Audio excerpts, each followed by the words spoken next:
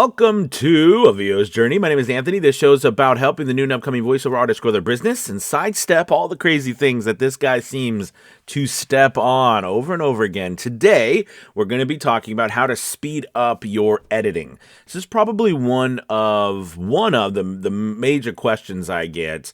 How do I go faster with my editing? So we're going to talk about that today. I'm going to give you some tips and hopefully a actual progression that you can use, a chain.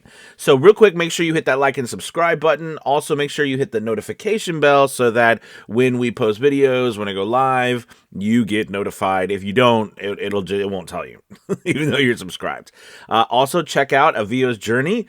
VO's Journey Academy. We have a new semester coming up towards the end of June. So you want to join ASAP and get on that. So you are right there for an exciting next 6 months. So I'm very excited about that. All right, so let's talk about how to speed up your editing. Well, first off, I think the importance of it can't be overstated. When we are working, our money a lot of times will be determined on how fast we can get through our editing, how fast we can get through mastering, all of that stuff after we record. So we want to keep the quality, but go faster. So here's a couple things. First off, less is more. I know that seems silly or a cliche, but it really is true.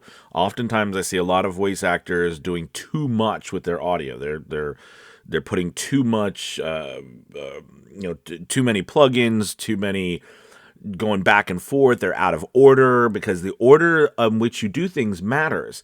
If you do something out of order, you have to go back and do another thing over and again, and then you have to do another thing again. So the order really matters as well. But early on, that's what I did. I would do so many different chains, and I tried so many different things, and I'd feel like I fixed one thing and then it caused 4 more problems and I'd have to take care of those. And by the end of the process, my file was pretty degraded and it did not sound very good. So let's go over a simple process. Okay, so I like to follow this chain.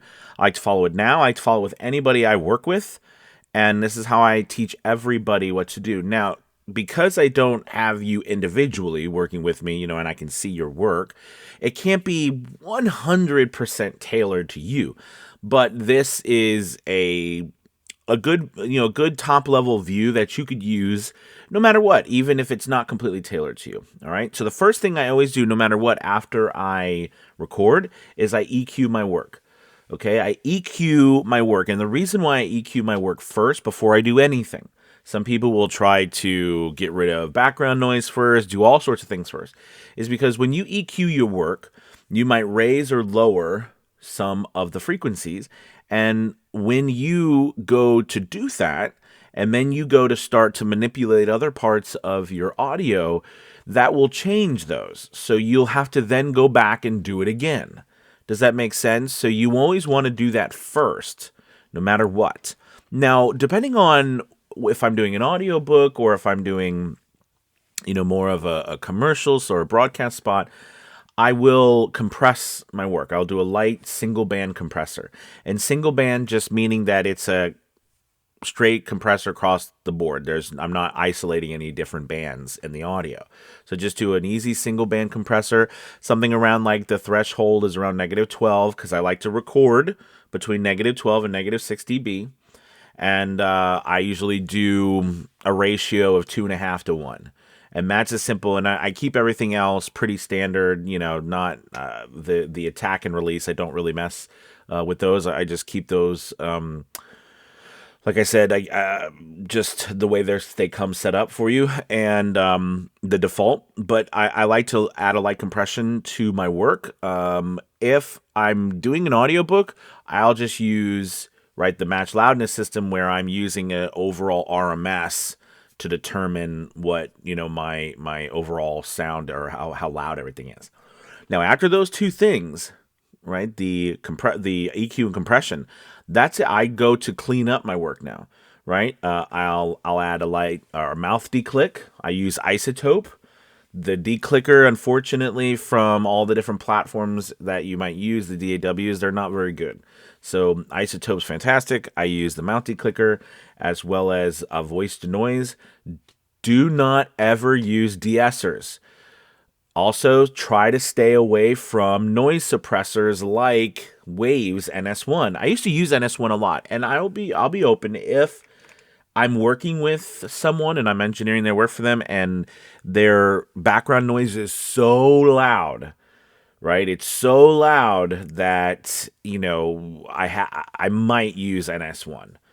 If they're really loud, and when I mean really loud, like they're in the negative 20s and 30s for noise, background noise, I might use it. But other than that, I don't use the noise suppression, because the more you use the noise suppression, right, the higher the sensitivity, the more it's going to suppress all of your audio. In which case, you start to sound like you're right. It starts to sound muffled, and it starts to take away frequencies we don't want it to take away. So I try to stay away from NS1 and those things like that. I just want to use a voice to noise and mouth declicker from Isotope, and anything else I'm going to do manually. Okay, anything else I'm going to do manually, like I'm going to make my own de-esser. So basically what I use is I just use a parametric equalizer.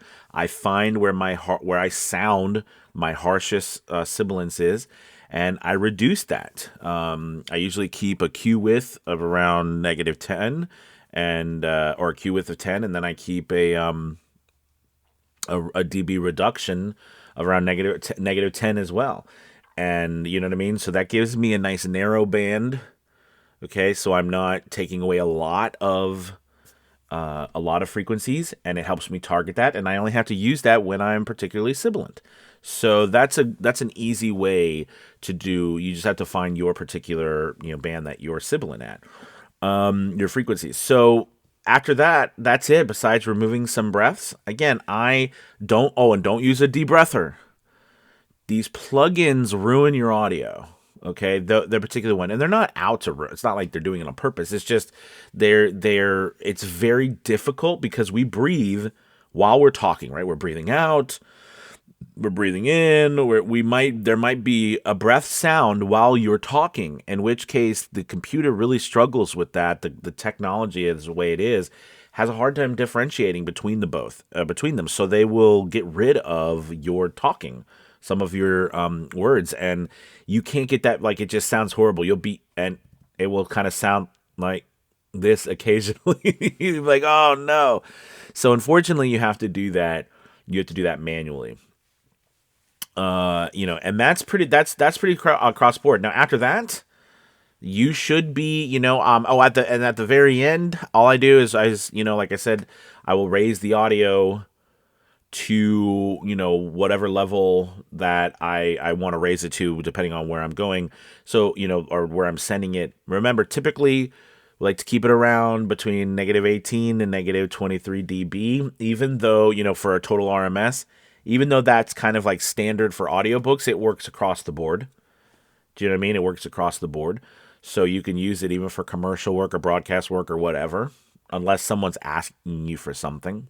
Now, you might be working with a studio and an engineer, and they want you to send your work to them raw. And that's great, then send it to them raw, right? But typically, unless you are working with someone like that, right, you might work with a lot of people who don't have those skills, and they need you to send them a ready-to-go file. So hopefully this will help you with that kind of ready-to-go file, and you'll be on board with sending something that people really like. Okay, and remember, this is a very straight, very kind of streamlined way of doing your audio. You don't have to do 50 things. I see people doing so much to their audio, and it just degrades it. And then I take it, and they're like, how does this sound so good? Because the reality is, the best sound you can get is just from you to your microphone. All the other things we're doing, we're trying to clean up. You know what I mean? We're trying to clean up. An old rule of thumb used to be, we want to reduce problems, not add problems, right? So that's where, you just want to kind of think about it like that. So less is more. I hope this video has helped you out. Also, don't forget, these are the things we're adding. Really excited. We're adding a tech class to our to VO Journey Academy. So that's going to be starting at our new semester coming up here in June, towards the end of June. So that's really thrilling, as well as we're adding a branding 101 class. So really thrilled about that. So make sure you check out the link below, VO Journey Academy. Now's a great time to join. And we'd love to have you. So you guys have a wonderful, wonderful Thursday. I'll talk to you all later. Goodbye, everybody. Goodbye.